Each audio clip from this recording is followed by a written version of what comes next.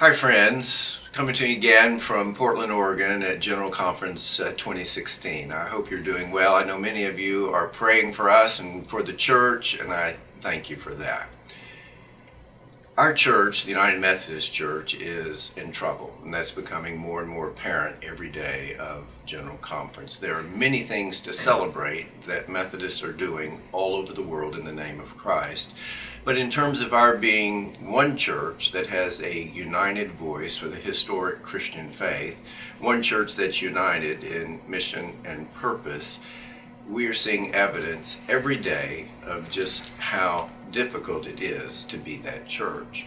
One reason that we are in trouble is because our Council of Bishops is in trouble.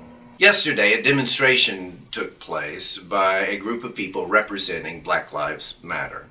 They came onto the floor of the conference and took up 20 minutes of conference time with their chants, not only that Black Lives Matter, but also castigating the United Methodist Church for homophobia.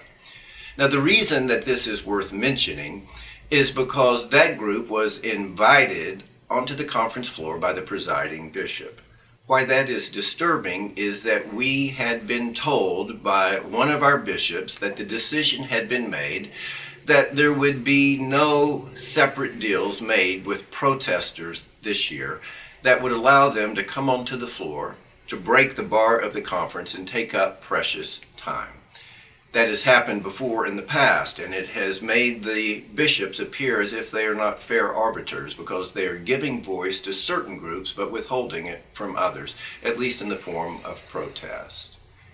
When we were told directly that that would not be allowed this year, and then discover that in fact it was, it makes it very difficult to trust the leadership that our bishops provide.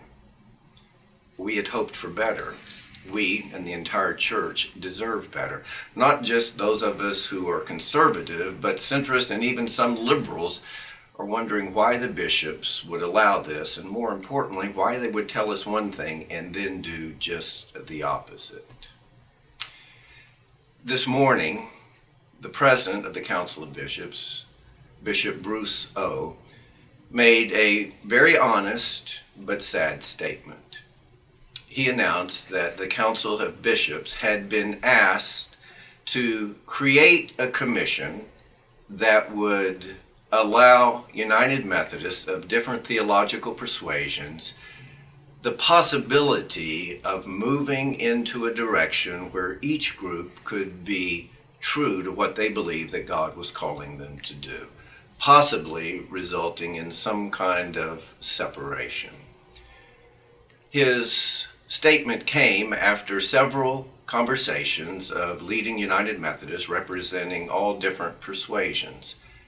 And he and other bishops who had been a part of that conversation felt that maybe it was time to do something new, to come up with some kind of real solution to the division that threatens our witness, our mission, and our unity.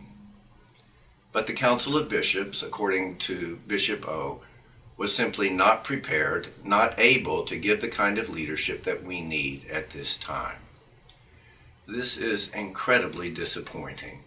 This issue of sexuality has divided our church now for well over 40 years. You would think that our leaders would have had the kind of conversations before this general conference, knowing that this would be the most contentious ever.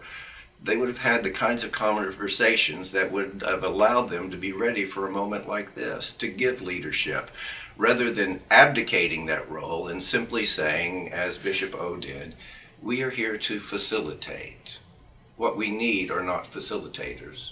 What we need are leaders. This frustration was illustrated earlier today when 58% of delegates to General Conference voted to impose term limits upon our bishops. Now, for that petition to become law, it required a 2/3 majority, and so it failed. But still, it gives a very clear message that United Methodists of all persuasions do not feel that we are being well served by our current Episcopal leaders. Several years ago, a study was commissioned to look at the United Methodist Church and how it might become a truly vital body of witness and mission within the world. What were its obstacles? And one of the most important findings was that there was a great degree of distrust among the people in the pews regarding our leaders, our Episcopal leaders. And we are seeing why. This General Conference is a sad but good illustration. What we do not need are leaders who refuse to lead. What we do not need are facilitators. What we do not need are people who are working against the church's positions. What we do not need are bishops who are unwilling to enforce the covenant that holds us together. And what we do not need are bishops who make special deals with side groups that suit their agenda, but that undermine the unity of the church and the work of the General Conference. And unfortunately, that is what we have seen at this General Conference. We are in trouble. As a church, we are declining, we are dysfunctional, and we are becoming more and more irrelevant to a world that desperately needs a church that will proclaim with grace and truth the saving message of Jesus Christ. I believe that the United Methodist Church deserves better leadership than we have been given. You are most likely watching this on Wednesday. If you're watching early, then it means that our votes regarding sexuality and a third way are likely to occur later today. If you're watching later on Wednesday, then they may already have occurred.